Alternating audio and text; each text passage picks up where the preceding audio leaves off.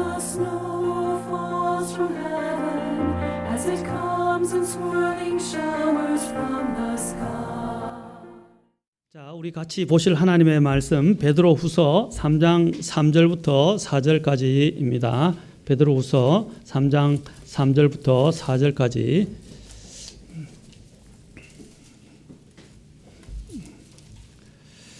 자, 베드로후서 3장 3절, 4절 우리 함께 한 음성으로 봉독하도록 하겠습니다. 다 찾으셨습니까? 자, 같이 시작. 먼저 이것을 알라. 곧 마지막 날들에 비웃는 자들이 와서 자기들의 정욕을 따라 걸으며 이르되 그분께서 오신다는 약속이 어디 있느냐? 조상들이 잠든 이래로 모든 것이 창조의 시작 이후부터 있었던 것 같이 그대로 계속되느니라 하리라. 기도하겠습니다. 하나님, 부족한 제가 하나님의 말씀을 선포할 때 주님의 능력으로 또 주님의 인도하심에 따라 선포할 수 있도록 주장해 주시옵소서. 우리 성도들의 마음, 하나님을 향한 마음, 그 마음을 주님 기억하시고 이 귀한 말씀으로 일깨워 주시며 더 주님 앞에 가까이 갈 수 있도록 인도해 주옵소서. 처음부터 모든 것을 주님의 은혜와 권능의 손에 의탁하며 우리 주 예수 그리스도의 귀하신 존함을 받들어 기도합나이다. 아멘. 기도하시.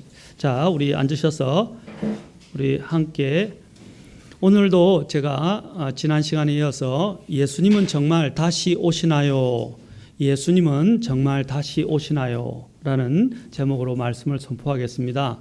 지난 시간에 사람들이 왜 예수님이 오시는 것을 또 심판을 또 하나님을 생각하는 것을 거부하는가에 대해서 말씀드렸습니다. 왜 거부한다고 말씀드렸죠? 3장 우리가 읽어봤던 대로 3장 아까 3절 4절에서 우리가 보았죠. 사람들이 왜 거부합니까? 자, 정욕, 자신의 정욕을 따라 걷기 때문이다. 또 한 가지 지난 시간에 우리가 보았던 것은 자기 마음대로 살고 싶어서 하나님 생각하고 싶지 않고 주님 오시는 것, 주님이 심판하시는 것 부담이 돼요. 부담이 되니까 그냥 거부하는 거예요. 그냥 내가 하고 싶은 대로 살고 싶으니까 좀 놔두세요 라고 이야기한다는 것입니다. 하나님께서 우리에게 부담을 주시기 위해서 또 우리를 그냥 무작정 심판하시기 위해서 하나님이 그렇게 말씀하시는 것이 아닙니다. 주님이 오시는 게 아니에요. 주님이 오시는 첫 번째 목적은 바로 자신의 백성, 자신의 성도들을 구원하시기 위해서입니다. 그리고 구원하셔서 그들을 위로하시고 또 영원한 생명 가운데서 풍성하게 이제는 전에 맛보지 못한 풍성한 삶, 정말 즐겁고 행복한 삶을 살도록 하시기 위해서 말씀하시는 거예요. 그것을 바라보라고 주님께서 말씀하시는데 이 세상에 마음을 둔 사람들은 그 자체도 싫은 거예요.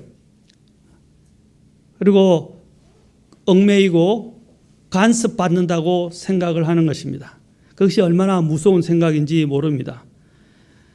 사도 베드로가 계속해서 사람들을 일깨워주며 이야기한 이유가 바로 이 주님의 오신다는 사건은 그냥 단순히 우리를 귀찮게 하거나 우리를 성가시게 하거나 우리 마음대로 못 살게 하기 위해서가 아니라 그것은 우리에게 더 소망을 주고 또한 한편으로는 하나님의 위로 가운데서 이 땅에 소망을 두지 말고 장차 올 영원한 세상을 바라보며 살게 하기 위해서 이 말씀을 전하고 있는 것입니다. 여러분, 이 세상은 순식간에 끝날 것입니다. 언제 끝날지 모르지만 곧 끝날 것입니다. 곧 끝날 이 세상에 우리의 마음을 두지 말고 우리를 오셔서 완전히 새롭게 하시고 새로운 곳에서 영원히 살게 하실 주님을 기대하시면서 사는 저와 여러분이 되면 좋겠습니다. 그런데 어떤 사람들이 자꾸 이 종말과 재림에 대해서 이야기하면 재림주의자잖아요. 왜 자꾸 극단적인 재림주의를 자꾸 이야기하시고 힘들게 하십니까? 라고 이야기합니다. 그러나 성경에 있는 우리의 모든 인물들은 한결같이 예수님이 오시는 것을 바라보며 살았습니다. 우리가 알고 있는 많은 사람들, 하나님께서 첫 번째 인간에게 주신 약속이 무엇입니까? 그걸 원시 복음이라고도 이야기하지만 첫 번째 하나님이 주신 대표적인 예언이, 예수님과 관련된 예언이 있어요. 그 예언이 무엇입니까? 창세기 3장 15절로 가서 잠깐 보실까요? 창세기 3장 15절에서 첫 번째로 예수님께서 주신 예언을 한번 봅시다. 하나님께서 주신 예언을 봅시다. 인간이 타락하고 난 이후에 하나님께 주신 예언이 무엇입니까? 자, 3장 15절 가서 보겠습니다. 이제 하나님께서 뱀을 저주하시면서 이제 말씀하셨어요. 15절. 이것이 바로 메시아와 관련된 첫 번째 예언이라고 할 수 있습니다. 자, 보십시오. 내가 너와 여자 사이에 또 내 씨와 그녀의 씨 사이에 적개심을 두리니 그 씨는 내 머리를 상하게 할 것이요 너는 그의 발꿈치를 상하게 할 것이니라. 자, 보십시오. 너는 바로 여기서 뱀, 사탄을 말하죠. 여자는 누구를 말할까요? 동정녀 마리아를 이야기하는 것이죠. 또 내 씨와 그녀의 씨라고 했을 때 내 씨는 누구를 이야기하죠? 많은 적그리스도들이 있지만 대표적으로 이제 이 땅에 나타날 적그리스도를 말하는 것이죠. 그런데 그 앞에 또 주님께서 그녀의 씨라고 했을 때 이 그녀의 씨는 누구를 이야기합니까? 바로 메시아로 오실 예수 그리스도를 이야기하는 것입니다. 또 구원자요 주로 오실 예수 그리스도를 말씀하는 것입니다. 두 사이에 이제 적개심을 두어서 이제 그 하나님의 씨가 그녀의 씨라고 불려지는 하나님의 아들 예수 그리스도께서 어떻게 하신다고 그랬어요? 그 뱀의 머리를 상하게 할 것이다 라고 말하고 있습니다. 이것은 무엇입니까? 예수 그리스도께서 오신다라고 말하는 거예요. 언제 뱀이 완전히 이제 치명적인 상처를 입었지만 언제 뱀이 이제 갇히게 됩니까? 예수님이 오게 될 때, 그렇죠? 예수님이 오셔서 그를 가두실 것입니다. 그리고 그를 나중에는 우리가 하는 영원한 불과 유황으로 타오르는 불 호수에다가 집어넣어서 영원히 고통을 받게 하실 것이라는 것입니다. 바로 성경은 처음부터 먼저 예수님이 오신다는 것을 말하고 있습니다. 지금 이 대표적인 사건은 재림과 초림을 구약에서는 재림과 초림이 동시에 일어난다고 생각을 했어요. 예수님의 한 번 오심으로 초림 사건과 재림 사건이 동시에 이루어진다고 했어요. 그들은 한 번만 온다고 생각했어요. 그러나 우리는 이미 지나간 것을 보고 있고 성경 대언이 어떻게 성취되는 것을 우리는 보고 있습니다. 그러나 성경에서는 예수님이 오시면 두 번에 걸쳐서 오신다라고 말하고 있죠. 그렇죠? 초림이 있고 재림이 있다는 것입니다. 그 초림과 재림 사이에서 하나님께서는 또 다른 놀라운 경륜을 예비하셨는데 그 경륜이 뭡니까? 그것을 특히 은혜의 경륜이라고 이야기하지만 대표적으로 바로 교회 시대를 여시기 위해서였습니다. 교회는 주님의 특별한 몸이고 주님의 특별한 성경에서 바로 신부라고는 하지만 신부, 정결한 신부와 같은 그 교회를 주님께서 모으기 위해서 오시는 것이라고 말씀하고 있다는 것입니다.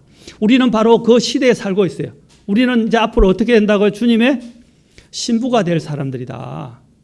그래서 주님과 예수님을 믿을 때 우리는 주님과 함께 정혼했어요. 정혼했다 이 말입니다.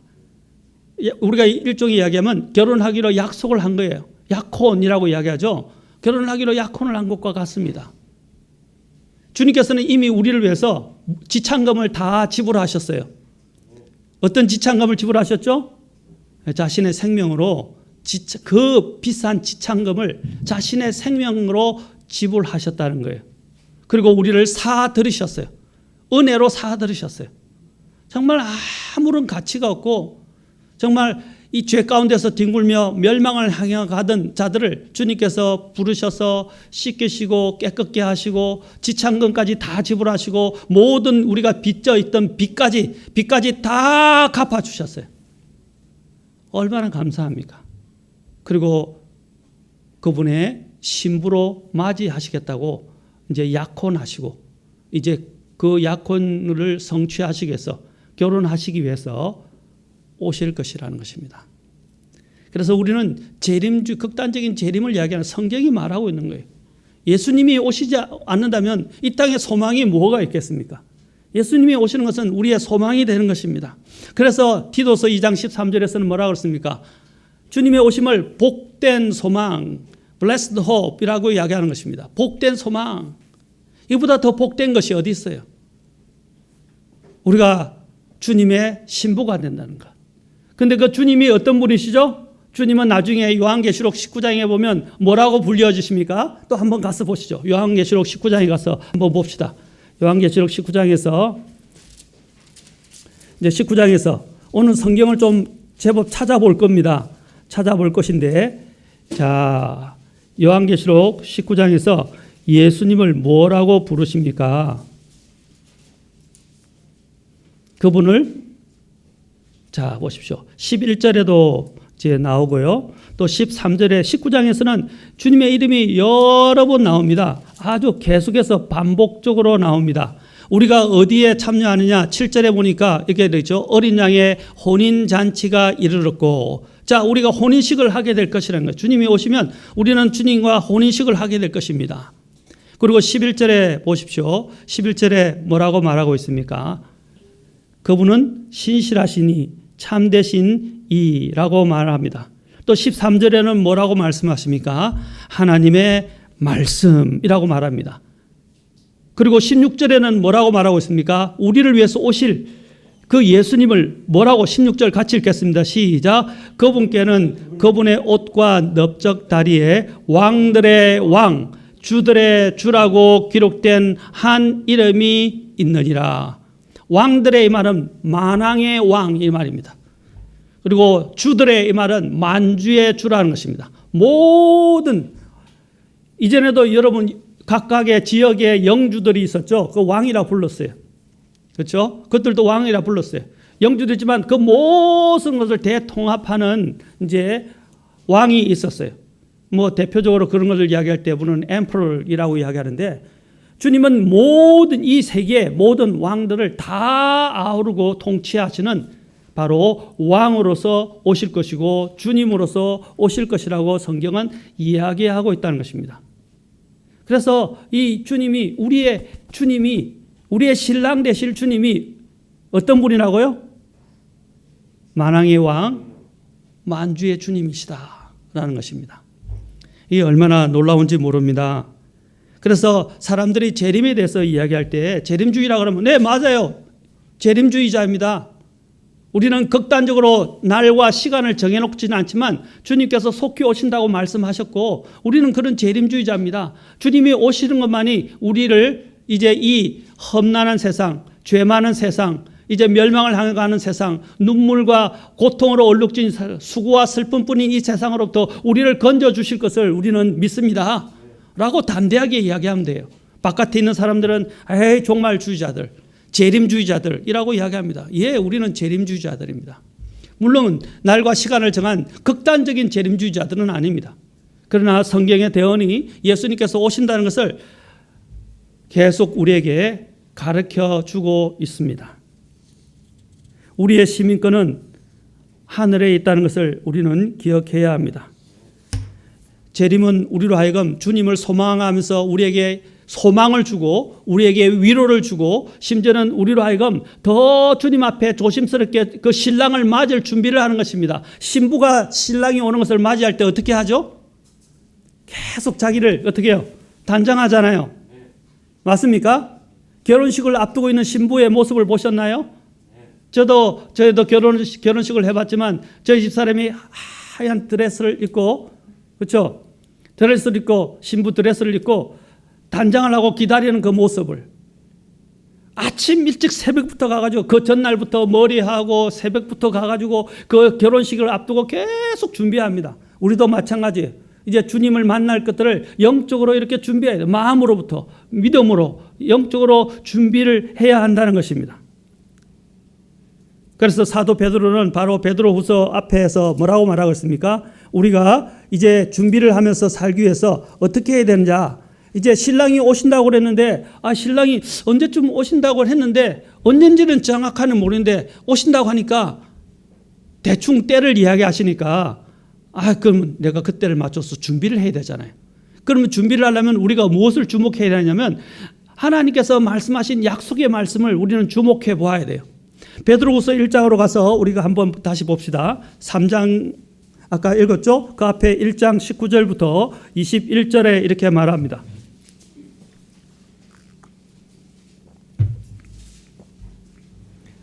베드로후서 1장 19절부터 21절 우리 봅시다. 또한 우리에게는 자 보십시오. 더 확실한 대언의 말씀이 있으니 예수님이 오신다고 막 우리가 하면서 막 환상을 보러 다닌다. 예언을 받으러 간다. 이 산 저 산 저기다 그리스도가 왔다. 그걸 쫓아가지 말라는 거예요. 왜냐하면 베드로가 지금 이 말을 할 때는 그도 이전에 예수님께서 영광의 그 변화산상에서 변하시는 모습과 거기서 하늘에서 음성이 나서 예수님에 대하여 말씀하시는 것을 직접 듣고 목격했던 사람이에요. 그러나 그가 그거 목격하고 그가 들었던 그 음성보다도 더 중요한 것이 뭐냐? 더 확실한 것이 뭐냐? 바로 대언의 말씀, 예언의 말씀이다라고 말씀하고 있습니다. 예언의 말씀이 있으니 날이 새어 샛별이 너희 마음속에 떠오를 때까지. 이 샛별은 누구를 가리킬까요? 예수님이죠. 여기서 우리 가장 열심이고 가장 모범생 학생이 있어요. 우리 항상 앞에서 대답을 잘 하시는 분. 그래야 목사님들이 설교하는데 힘이 나요. 그렇죠? 지금 밑에만 오늘 제가 여기 강단에 선 때부터 계속 눈을 밑에만 두고 있는 사람들이 있어요. 저하고 한번 눈도 마주쳐 보세요. 아이 컨택을 좀 해보세요. 그러면 영적으로 더 살아납니다. 뭐 땅에 뭐가 있나요? 자, 여기 봅시다. 날이 새어 자 샛별이라고 했을 때 이 샛별은 누구를 말합니까? 예수님입니다.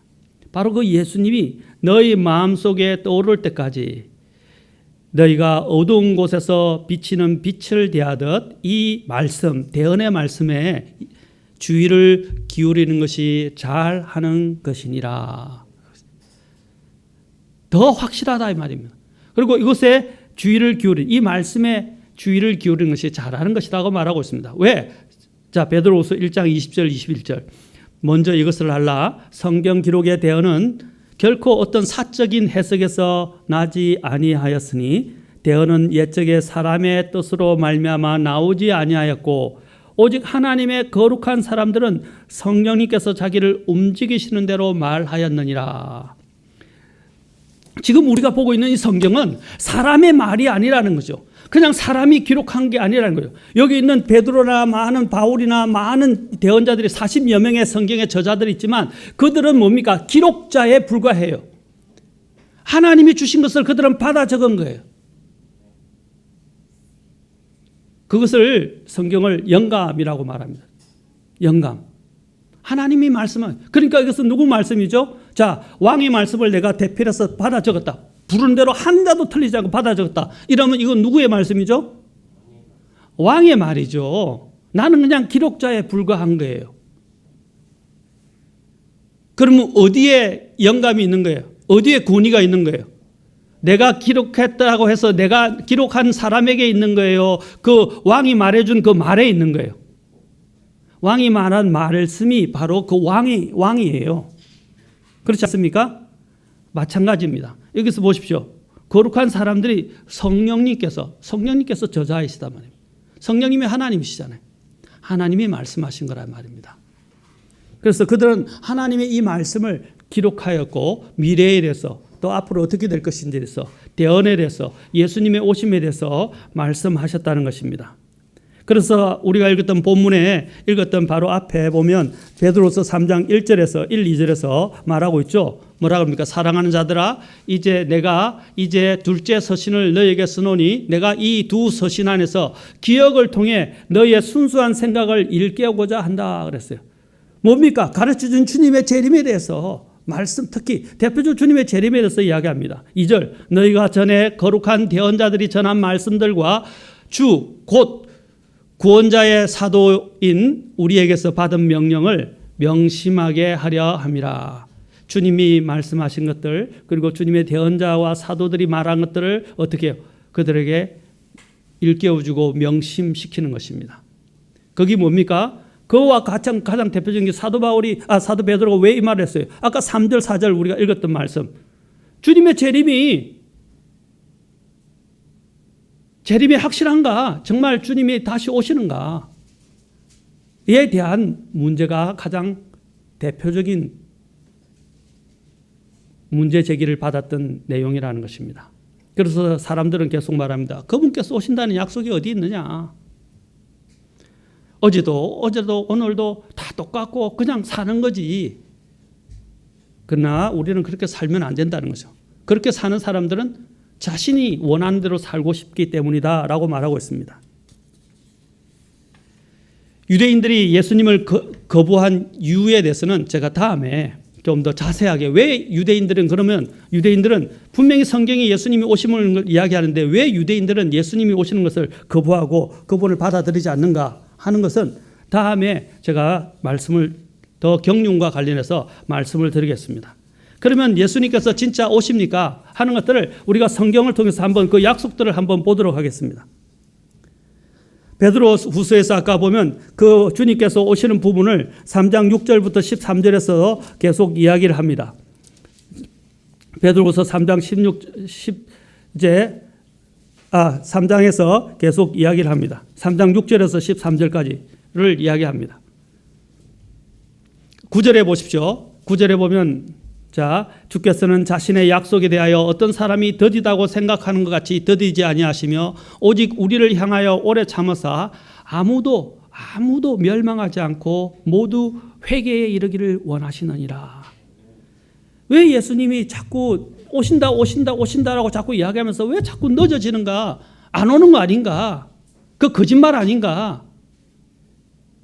라고 이야기하는데 주님이 안 오시는 이유에 대해서 분명히 말하죠. 뭡니까? 아무도 멸망하지 않고 모두 어디에? 회개하고 하나님을 믿기를 원하시는 거예요. 회개해야 합니다. 우리 죄를 깨끗이 해야 합니다. 용서받아야 합니다. 10절에서 말합니다. 그러나 주의 날이 밤에 도둑같이 오리니. 주님의 날이 뭡니까? 주님이 오시는 것 말입니다. 주님이 오시는 날, 그렇죠? 오시는 징조와 주님이 오시는 것. 그 주의 날이 밤에 도둑같이 오리니 그 날에는 하늘들이 큰 소리와 함께 사라지고 원소들이 뜨거운 열에 녹으며 땅과 그 안에 있는 일도 불태워지리라. 그런즉 이 모든 것이 해체될진데 너희가 어떤 사람이 되어야 마땅하겠느냐. 자, 어떤 사람이 되어야 하는지 여기서 이야기합니다. 모든 거룩한 행실 속에서 하나님을 따르는 가운데, 이 말은 경건 가운데 하나님의 날이 오는 것을 기다리고 서두르라. 여기서 기다리다 look for 하는 것은, 이 look for라는 것은 그냥 기다리는 걸 말하는 거 아닙니다. 기대하는 거예요. 뭔가를 찾듯이, 누군가를 찾고 그것을 만나기를 갈구하듯이 기대하면서 기다리는 거예요. 갈망하는 거예요. 오늘 주님께서 뭐라고 말씀해요? 주님이 오시니까 그 하나님의 날이 오는 것을 기다리고 서두르라. 왜냐하면 13절에 나오죠. 주님이 오시는 것과 함께 우리가 어떤 일이 납니까? 우리는 그분의 약속에 따라 의가 가는 새 하늘들과 새 땅을 기다린다. 우리 주님이 가져오실 것이 뭡니까? 우리 주님을 만나게 될 때 주님이 우리에게 가져다 주실 것은 영원한 생명도 있고, 그렇죠? 영원한 생명, 구원과 영원한 생명이 있겠지만 새 하늘과 새 땅이 있다는 거죠. 새 하늘과 새 땅. 이제 우리는 그것을, 여러분 새 집에 이사 갈 때 좋아요, 안 좋아요? 아마 여기 또 아파트 당첨되거나 또 분양받거나 또 새로 집을 건축해서 이사 가시는 분들도 있을 거예요, 곧. 좋아요, 안 좋아요? 좋죠. 기대가 되고 빨리 가고 싶고 그럴 거예요. 우리도 마찬가지. 새 하늘과 새 땅은 바로 이 땅에 있는 것과는 비교가 안 돼요. 그것을 성경은 맨션이라 불러요. 우리는 지금 맨션 하면 아파트보다 못한 이런 하나의 그 다세대 주택을 이야기한다고 생각하는데, 맨션의 뜻은 그게 아니에요. 대저택을 이야기해요. 대저택. 방들이 엄청나고 엄청나게 호화스럽게 지어진 대저택을 맨션이라고 한다고요. 그 맨션이라고 말합니다. 바로 새 하늘과 새 땅의 새 예루살렘에 우리 하나님이 우리를 위한 처소, 맨션들이 우리를 기다리고 있다라는 것입니다. 성경은 주님의 재림에 대해서 끊임없이 우리에게 말씀하고 있습니다.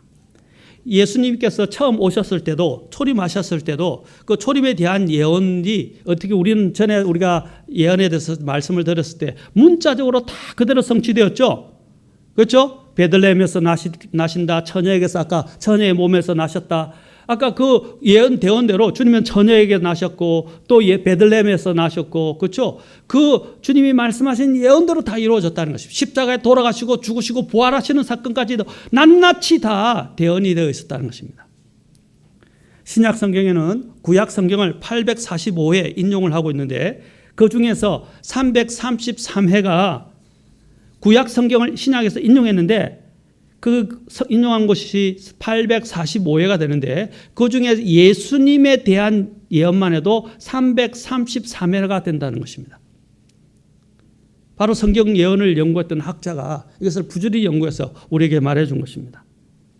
이 성경은 누구에 관한 기록이냐? 대표적으로 주님께서도 말씀하셨어요. 요한복음 5장 39절과 40절에 보면 예수님께서 말씀하셨어요.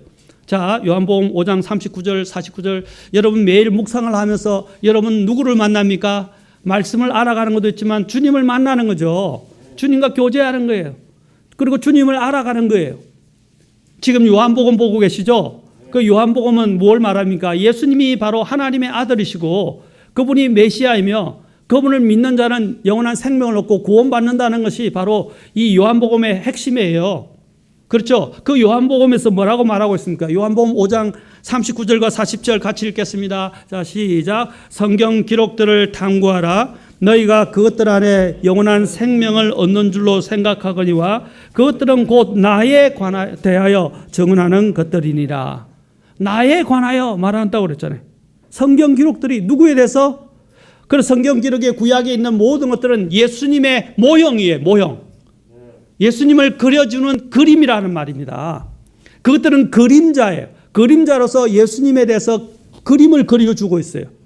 그래서 우리는 그 안에서 예수님을 보게 됩니다. 그리고 우리는 이제 예수님이 실제로 오셨고 그 예수님을 이제 우리는 압니다. 그러나 구약을 통해서 예수님의 아름다운 그림을 보게 되는 거예요. 그리고 우리는 성경을 읽고 묵상하면서 늘 예수님을 만납니다. 주님을 만나는 거예요. 그런데 5장 40절에서 뭐라고 말합니까? 그러나 너희는 생명을 얻기 위해 내게 오기를 원치 아니하는도다 라고 했어요. 예수님에게 생명이 있는데 요즘 사람들이 건강에 신경을 많이 쓰죠. 웰빙, 건강, 몸이 아프거나 뭐 낫게 한다, 좋아한다, 뭘 먹어라. 얼마나 보약도 찾고 건강에 신경을 씁니까? 그런데 불행하게도 오늘날 많은 사람들이 영적인 건강에 대해서는 신경을 너무 안 써요. 하나님께서는 영적인 건강을 위해서 우리에게 약을 주셨잖아요. 무슨 약이에요? 구약과 신약 주셨잖아요. 구약, 신약.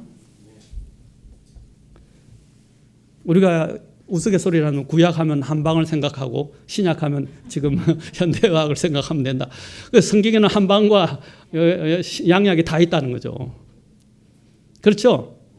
성경을 통해서 우리는 이 세상에서 얻지 못하는 새로운 생명과 새로운 권능과 새로운 기쁨과 새로운 소망과 새로운 위로와 또 경고도 받는다는 것입니다. 성경은 우리에게 생명을 주는 책입니다. 요한복음 10장 10절에 예수님께서 말씀하셨을 때 뭐라고 그랬어요? 도적이 오는 것은 죽이고 멸망시키러 온다고 그랬어요. 그러나 내가 온 것은 뭐라고 그랬어요? 양으로 하여금 생명을 얻게 하고 또 생명을 얻게 할 뿐 아니라 어떻게 한다고요? 더 풍성히 얻게 하신다 그랬어요. 풍성히. 한번 제발 주님을 한번 만나보십시오. 정말 성경을 통해서 주님을 만나보십시오. 주님이 얼마나 놀라우시고 아름다우신 분이신지. 정말 주님은 아름다운 분이에요. 놀라우신 분이에요. 여러분 내가 만날 신랑이 어떤 분인지 알아야 되잖아요. 옛날에는 그냥 부모들이 맺어줘가지고 결혼을 했었어요. 참 그때는 불행한 결혼 생활을 한 분들이 많아요. 그냥 선해서 그냥 부모님들이 맺어가지고 그냥 결혼을 해버렸어요. 누군지도 몰라요. 그러다 보니까 너무 힘들게 산 분들이 많아요. 옛날 우리 부모님 세대에서는. 그런데 지금은 어떻게 해요? 연애 결혼을 하잖아요. 대부분 다. 연애 결혼 안 한 사람 있나요? 선을 보아도 서로 교제하다가 이제 결혼할 대상자다 하고 결혼해서 만나서 결혼하지 않나요? 그렇죠. 결혼할 대상자가 누군지 알아야 되잖아요. 옛날에도 선을 봤을 때 자꾸 사람들에게 그분은 어떤 분이냐? 저 신부감인 어떤 사람이야? 하고 다 물어보고 다 알아보고 해요. 그래도 자기가 바꿀 수는 없지만 그래도 알아봤단 말입니다. 궁금하니까, 기대가 되니까.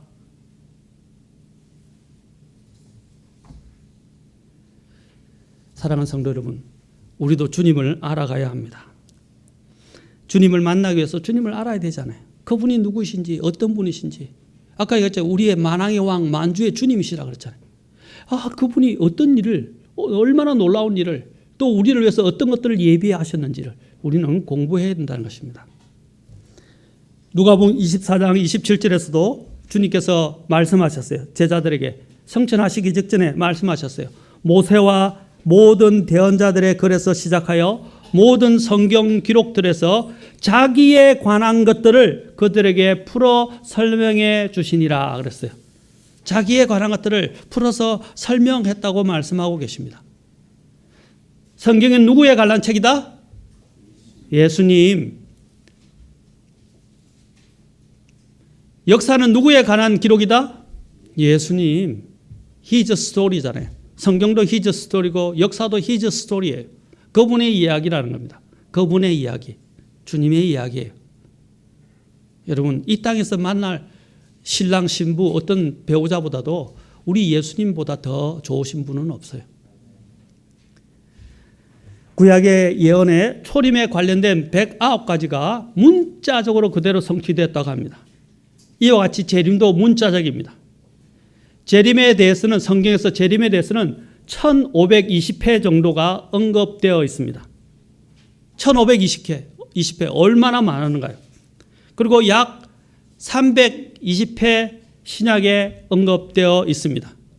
자, 이것을 계산해서 통계를 내보면 평균적으로 성경의 25구절마다 한 구절씩 25구절마다 한 구절씩 주님의 재림에 대해서 이야기하고 있다는 것입니다.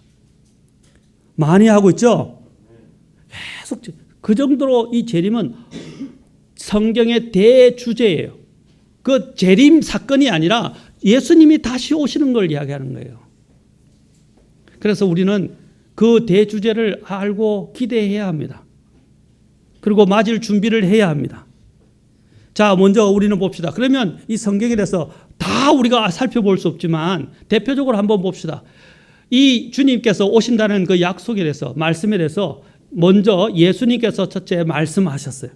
예수님께서 다시 오시리라고 말씀하셨어요. 자, 성경을 쭉 조금 한번 찾아보겠습니다. 마태복음 16장 20절, 다는 아니고 몇 구절 중요한 것들만 찾아보겠습니다. 마태복음 16장 27절에서 또 예수님께서 말씀하셨어요. 27절에서 사람의 아들이 자기 아버지의 영광 중에 자기 천사들과 함께 올 것이요 그때 그가 각 사람에게 그의 행위대로 갚아주리라 라고 말씀하셨어요. 여기서 오신다고 그랬죠? 자기 영광 중에 자기 천사들과 함께, 자기 아버지의 영광 중에 자기 천사들과 함께 올 것이요, 오셔서 그때 그가 각 사람에게 그의 행위대로 갚아주리라. 예수님이 직접 말씀하신 거예요. 또 마태복음 24장 30절로 가봅시다. 24장 30절에서도 말씀하십니다. 자, 보세요. 예수님께서 직접 마지막 날들에 대해서 말씀하셨어요. 그때에 사람의 아들의 표적이 하늘에 나타나고 그때에 땅의 모든 지파가 애곡하며 사람의 아들이 권능과 큰 영광을 가지고 하늘의 구름들 가운데서 오는 것을 보리라. 여러분, 이 소설이 아니에요. 꾸며낸 이야기가 아니에요. 예수님이 하늘로 올라가실 때 어떻게 올라가셨죠? 하늘로 승천하실 때 제자들 보는 데서 예, 쭉 예, 이렇게 올라가시지만 구름 타고 올라가셨죠. 구름 속으로 들려 올라가셨다고 말하고 있어요. 그러면서 그때 천사가 나중에 보겠지만 사도행전 1장에서 천사가 뭐라고 그랬어요? 너희가 왜 이상하게 쳐다보느냐라고 그랬어요. 주님께서 올라가심을 본 그대로 어떻게 예수님께서 다시 그대로 오신다고 그랬어요. 다시 말하면 구름 타고 오신다고 말했어요. 성경은 구름 타고 오신다고 그랬어요. 구름이 그분을 영접했고 구름 타고 올라가신 것처럼 그분은 그대로 구름을 타고 오시리라고 말씀하고 있어요. 소설이 아니에요. 그걸 진짜 목격했던 사람들이 적은 것이고 또 목격했던 사람들이 적은 것은 대로 주님은 가능하다는 것입니다. 여러분 고전 물리학에서는 이것이 우리가 볼 때는 이것들이 이해하지만 양자 물리학으로 보면 이게 모든 게 가능해요. 마태복음 또 24장 36절 보십시오. 24장 36절부터 보면 또 말씀하십니다. 그러나 그날과 그 시각은 결코 아무도 알지 못하나니 하늘의 천사들도 알지 못하고 오직 내 아버지만 아시느니라. 오직 노아의 날들과 같이 사람의 아들이 뭐라고 그랬어요? 오는 것도 그러하리라 그랬어요. 오는 것도 그러하리라. 그러면서 38절 39절 이제 노아뿐 아니라 이제 노아의 날에 대해서 이야기하시면서 39절 마지막에도 말합니다. 사람의 아들이 오는 것도 그러하리라. 노아의 날 같이 온다는 것입니다. 여러분 노아의 날들에 노아는 이제 홍수가 다 왔다는 것을 알았나요? 몰랐나요? 예, 처음에는 몰랐어요. 그러나 뒤에 마지막 때가 됐으면요, 그는 주님께서 일주일을 주셨어요. 그는 이제 알게 되었어요. 알았어요. 언제 몇 시인지는 몰랐어요. 그러나 주님께서 이제 다 왔다는 것을 말씀해 주셨어요. 알게 해주셨어요.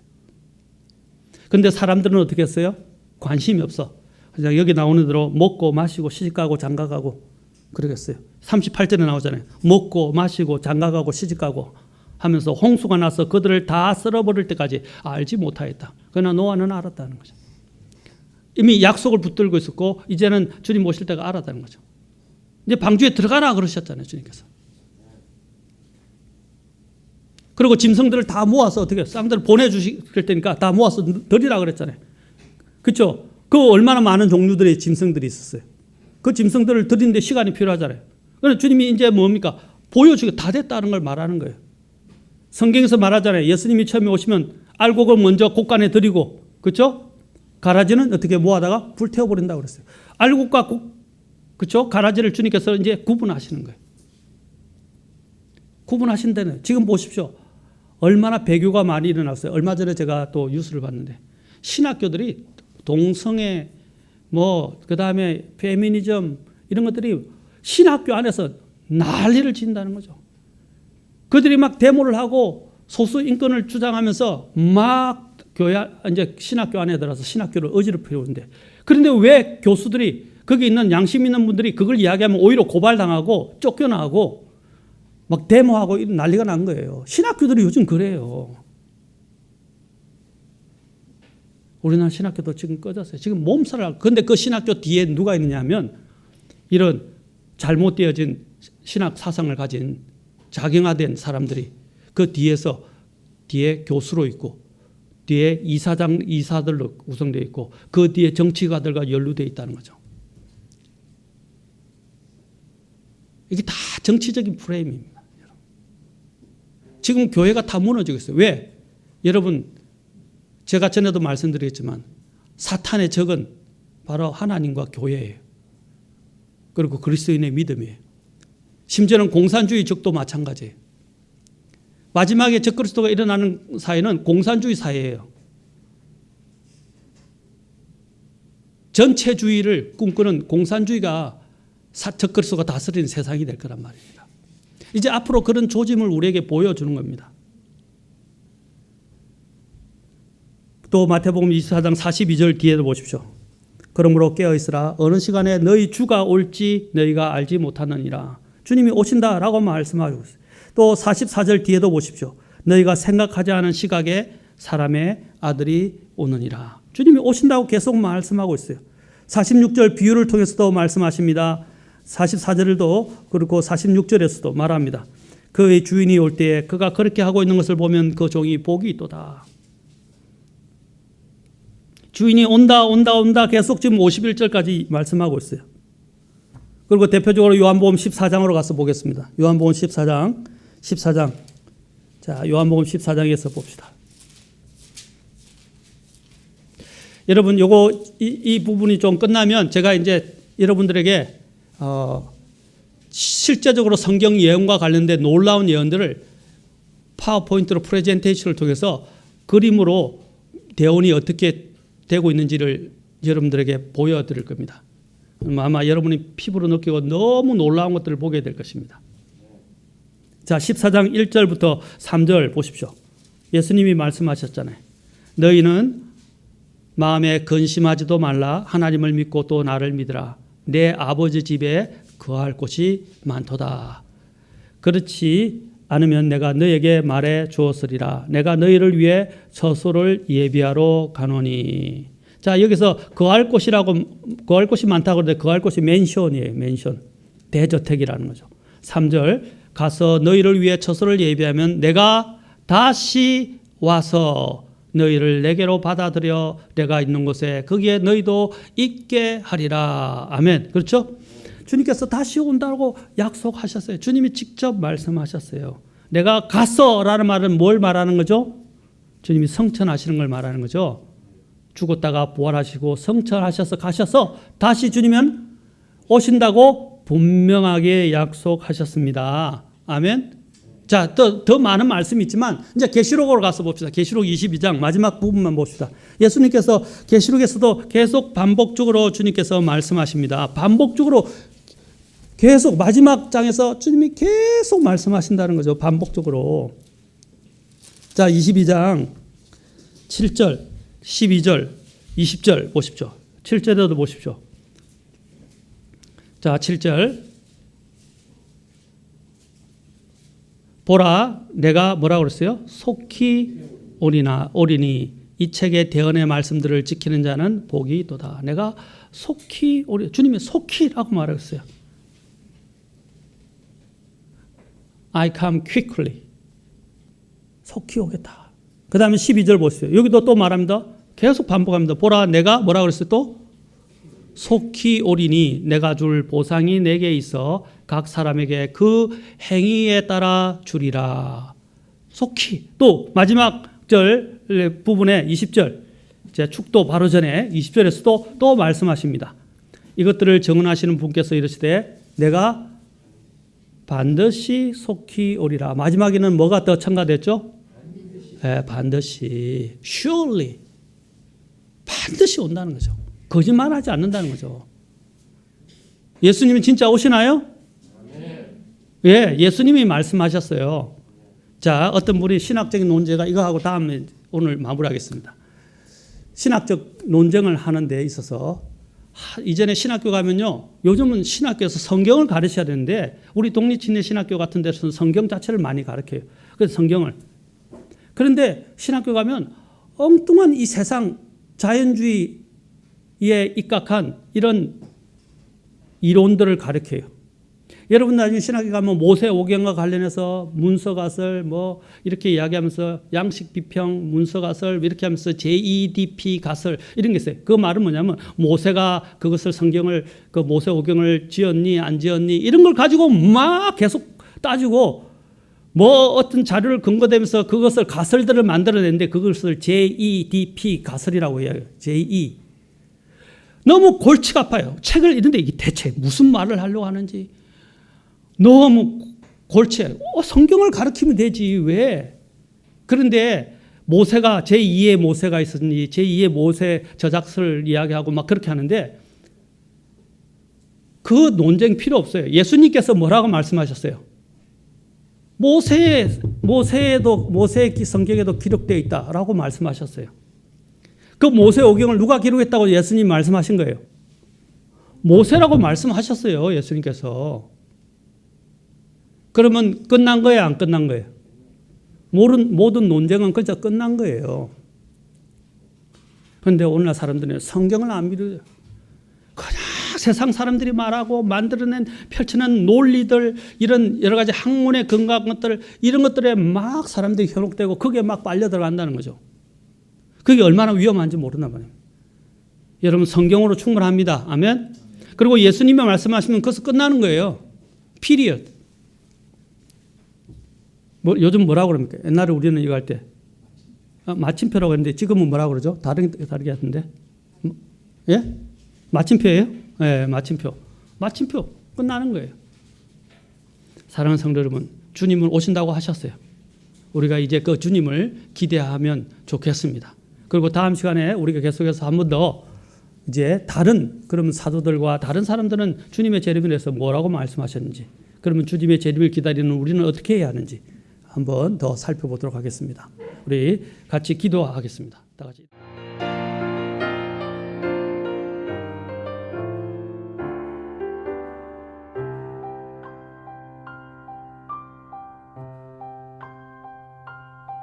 As the snow falls from heaven and the rain comes in showers from the sky, this is my